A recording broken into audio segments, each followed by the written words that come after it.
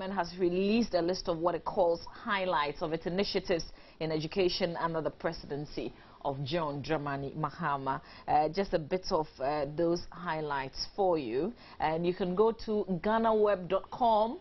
ghanaweb.com, and you can just type government releases achievements in education, and then you'll be on the same track as I am here. So under John Dramani Mahama, capitation grants was increased by 50% of the amount inherited from the previous administration to ensure children in deprived districts go to school. Also, school feeding program was expanded from some 9% of coverage to 32%, shifted school feeding from donor dependency to a fully government of Ghana funded project. Constructed 95 basic schools to replace schools under trees in 2013. Refurbished 28 basic schools and 62 SHS school building and other school infrastructure. Initiated the construction of National and Regional Assessment Center for kids with special needs. It's a whole lot that I will be, letting you in on as the program still continues. But let me just introduce to you, my guest is a former Director General of the Ghana Education Service. He was there until, I think, 2009. You were there? No, you were there for some 5 years. For 4 years. 4 years, okay. Mr. Michael Nsoa, thank you so much for your time this morning. Thank you.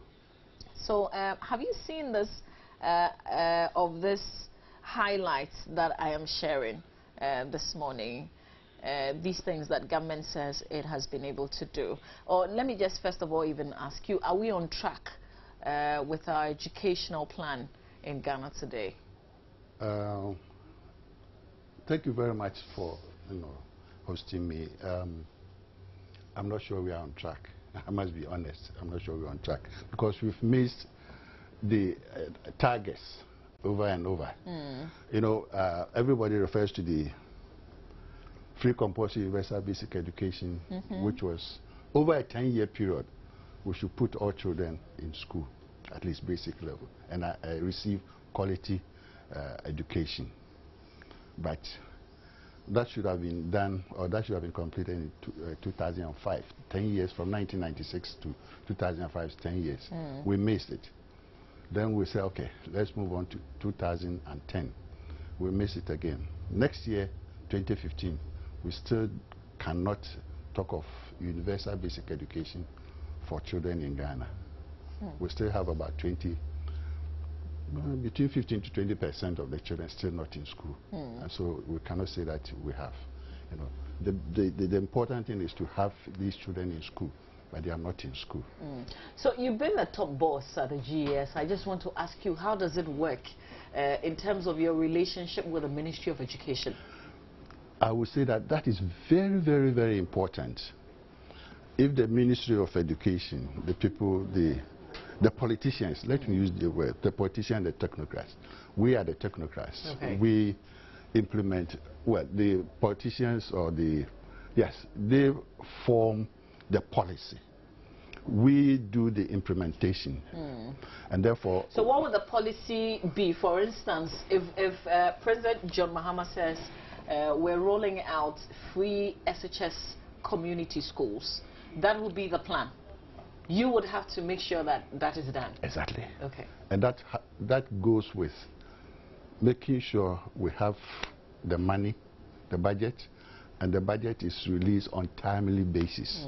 One of the biggest hindrance to the work of the implementers is the sometimes non-release of the approved budget.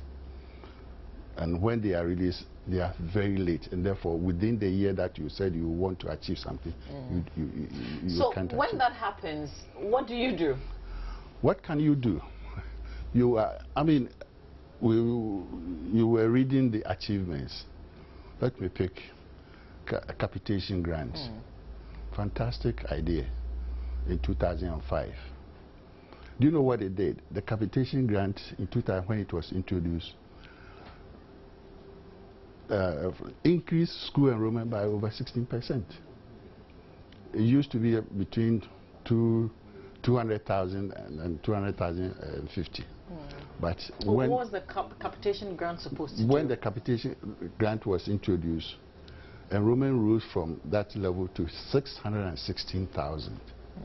Now the capitation grant was an intervention to support the idea of making sure every child that comes into this world, especially in Ghana, has access to school. But there were a few areas where, not the fault of the school or the administration, but when the document was prepared, included in the areas, in fact, we talk about free compulsory universal basic education, but within the document, and the document is here, and I've taken the page, among the things that was projected was that certainly everything was not going to be free. There are parents' responsibilities which was going to remain, and it talks about tuition, of course, is free, has been free since 1963. Textbooks to be supplied free. Stationery, to a large extent, will be borne by parents. Okay. No, when we say to a large extent will be borne by parents, it means it is the responsibility of parents. But where we know that some parents cannot afford, then there is an intervention where we assist. So if you make it look like every child is going to supply free exercise, it means the money that is projected to do other things is going to be short, because we are diverting. And even uniform. Who says everybody should have a uniform? It is not true. It is still parents' responsibility. But again, I mean, the supply of uniforms to needy, and the key word is needy, has been there for many years, since Gogisberg times, where, let's say, the whole of the North, because to support them to also get education. In the South, schools were identified, or communities were identified, and every year there was a budget for every district to identify communities where children were not going to school because of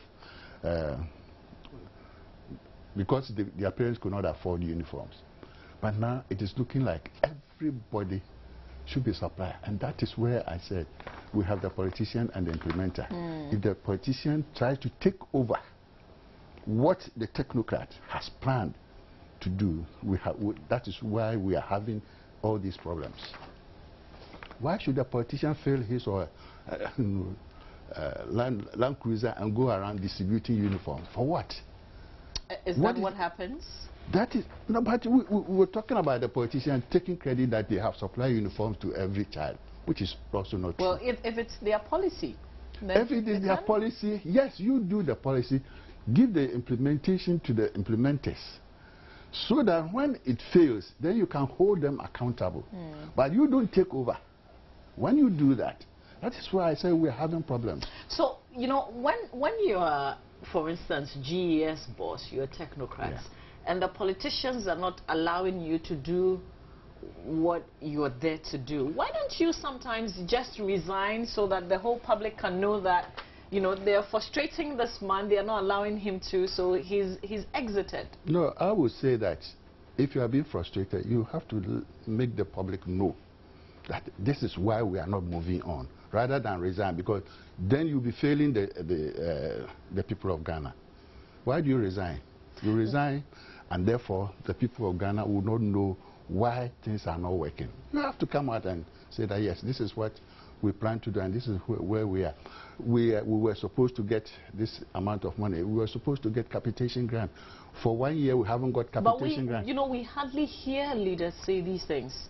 That's why I am urging. I will say that people should continue to let the people, after every year, the ministry and GES give a performance report. Every year, performance report. And in it, then, all the things that they were able to do and those things that they were unable to do are documented. And this is accessible to the general public? Accessible to everybody. It's accessible. Just that people are not aware, and therefore they are not. But I think now it goes online, and therefore you can access the document. So all this talk about we've done this, let's go to the documents, the performance document that is produce each year and see whether what people are saying is what is actually the true picture. So when you were there, the plan that existed then for education, is that what you see being enrolled? You see, the overall objective or goal of education, especially at the basic level, because that is where, because it is assumed that all over the world, everybody that comes into the world is entitled to this basic education. This is enshrined in the Universal Declaration of Human Rights 1948 document, where basic education, they say that elementary is compulsory and the right of every child. So if we take it from there, then you ask yourself, why is it that some people have still not got it? And then you add, and those who get it, why is it that some of them don't get the quality that will make them functional in the society? So with this background, you know, are we getting where we are, where we want to be? If not, then things are really bad. Things are really bad. You know, we're doing, obviously we're doing GES. Why is it that some parents feel GES is not necessarily helping, so they want their children to go to international schools where they do, if you like, Cambridge or Oxford and things like that? Yeah, again, I'll go back to the FQ document. There were areas of parents' responsibility, and yet when the schools insist on parents contributing to be able to run the school properly, governments come in and say, no, don't they? We'll take care of all those things, but they don't take care, and therefore they are always in trouble. Now, when this academic year started in September 2013, we also the problems that confronted the schools. They didn't have chalk, register, and all those things. Who is to supply? And I can't even believe that we still use chalk. It doesn't matter whether it is chalk or... You see, yes, ideally, if we can be with, smart board and so on, but in the villages, many of the schools are found in the rural areas where there's no electricity. Why are you talking about smart boards? So the basic thing that the teachers will need to be able to operate properly is not there. There's no chalk. Why? There's no... Why? Why? Unfortunately, I'm not in the same, but I'll tell you that every year the budget is drawn. As I speak now, this is the time that budget for the GES is being drawn, and they have calculated all the funds that they will need to do A, B, C, D, including chalk, register, and so on.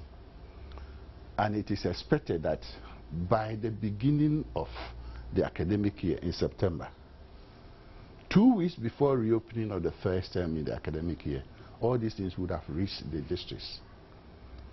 So head teachers would naturally, a week before reopening, go to the district to collect their consignment. And if you go and these things are not there, what do you do? Then you have to appeal to the community, or maybe if you are lucky and you have some funds in your account, every school has a bank account. And therefore, if they are used and some is left over, that is where you fall on. Should we give the schools back to the churches to run? Well, that has also a number of issues to resolve. Let me say that for me, I don't think that the government took over the schools from the churches. I mean, anybody can take me on, but I would say that the government did not take over at that time. What the government and the churches agreed on was that because the salaries of teachers in the mission schools were lower than salaries of them, there were always agitations.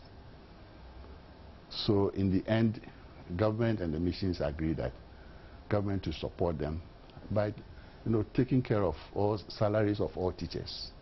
So if anybody says that government took over as if just so what was the role of the missions? So the role of the missions is that yes, they have their schools, they could continue to do that, What is happening is, you know, all this involves money.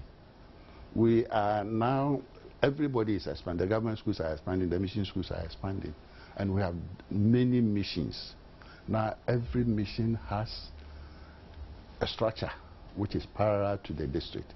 So in a district, if there are 6 missions with schools in the district, so you have parallel administration in the region. The regional manager for this mission school, regional manager, with a staff, accountant, and so on and so forth, on top of what the regions and the districts have. And this is creating a lot of problems because the line or the boundary has not been properly drawn where, you know, and this is, so maybe we need to look at that and see, so that we don't continue to say that as if we are fighting, you know, each other. So what's our priority, and what should our priority be really? Because, you know, government has announced some 20% allowance to entice teachers to go to rural areas to teach. There's also provision being made for school children to be given free shoes to school. What should be the priority, and what is the priority? The priority, let's go back to why do we have education? Why education in Ghana, or why do we need education? And we need education because it is a country's economic development depends on the skilled manpower, which can only be provided by, you know, institutions, schools, primary, secondary, universities. They are all. But for it to work properly, the education is, you know, I would say that it's dependent on 3 main themes. 3 main themes: access, quality, and management. These 3 are inseparable. You cannot do any 1 or 2 and think that you have to, because when the children have to go to school, you need to provide access. The access in the form of infrastructure, schools and so on. If it is quality, once you provide the school, you need the teachers, you need the books, you need all the logistics to go with. And you need the management to be able to make sure that everything that has been provided is managed properly. So if these 3 do not go together, then we'll have problems. What was the plan for schools under trees during your time? Were we supposed to be putting up new schools when we had not gotten every school under tree out of that condition? Okay, the schools under tree is just a name given to it, but when you go back, way back, every year, as part of the budget preparation, districts and regions were supposed to supply schools that need rehabilitation. You know, many of the schools were built in the colonial times, and certainly they will need rehabilitation. There were new schools that were started by communities and therefore needed support, and therefore they started in the structures were not good. Some certainly were under palm branches and so on and so forth. So every year, it is not a new phenomenon. Every year, districts supplied schools that need to be rehabilitated, and therefore were part of the budget.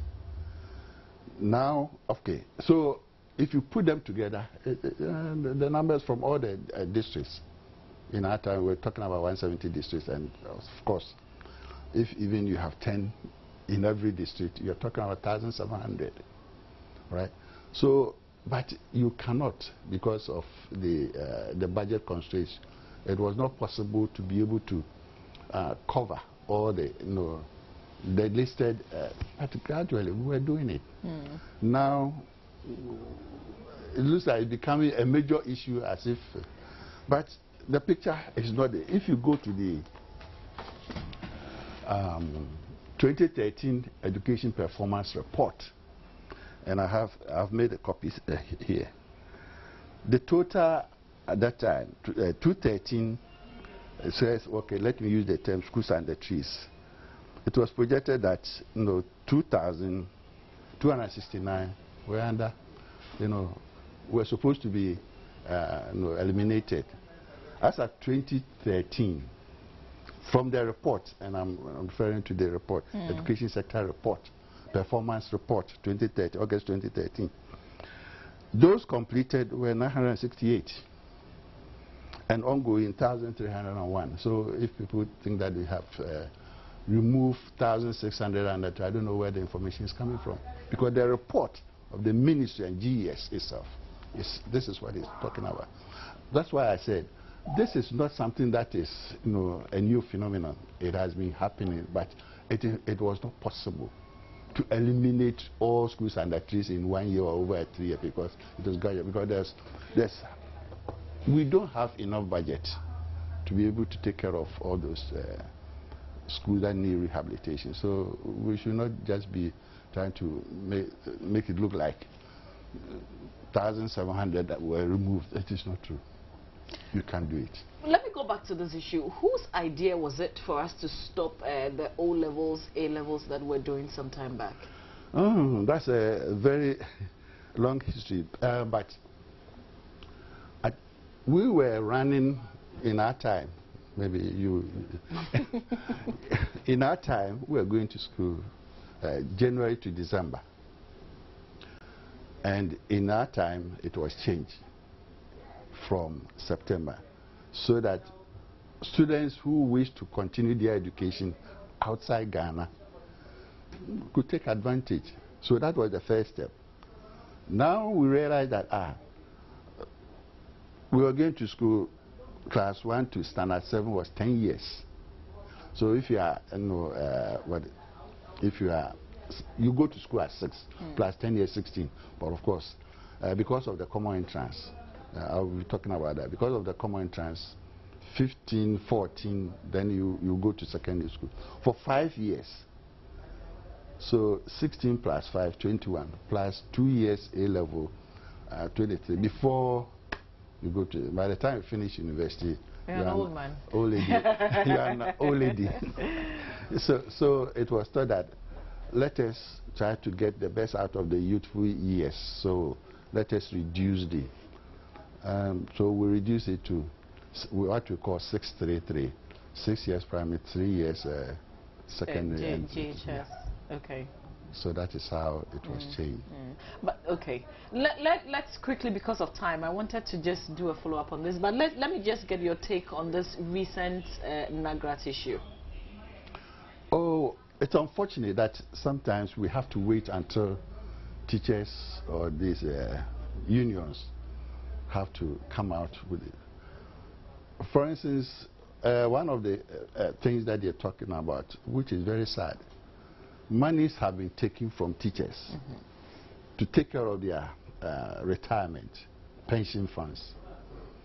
And they are asking, they have been asking, where is the money? And nobody seems to tell them where the money is. They've been directed to the Ministry of Finance and the Controller and Accountants. Is that the right thing? That's what the GES is saying. It's not GES. They were, I mean, this is a committee, pensions committee was set up. And they produced the modalities for the second and third tiers, where the money should come from, who should manage. I think their main concern is they were asked to find a fund manager for the money that is taken from there. Of course, it's taken from controller, which is government, but it should go to their fund money. They should actually identify fund money. So the NAGRAT, the NAT, the TEU, all those who work with, have actually agreed on the fund manager. So when the money when the government started or the controller started deducting those funds, then it should go to their fund manager, so that they said, and it was stated that after 3 years, that is 2010, 2015, after 5 years, they will start benefiting. Now people are going to retire next year, 2015. Well, they are saying, maybe I'm not part, they are saying they cannot find the money. Where should they be looking for it from? Yes. So who actually deducted the money? And they should tell them, and this will, I mean, this is a very simple case. You've taken my money. I am about to go on retirement. Please, where is my money? And you are not telling me where my money is. And so please, sometimes don't blame the teacher, because sometimes when they make noise, it looks like they are being looked at in a bad light. But I mean, it makes sense. You have taken my money. I'm going on retirement. I will need my money. So you cannot tell me, or you are not telling me. Mr. Nsowa, I would have you here again, because there are a lot more issues that we haven't touched on. Thank you so much for your time this morning. Welcome.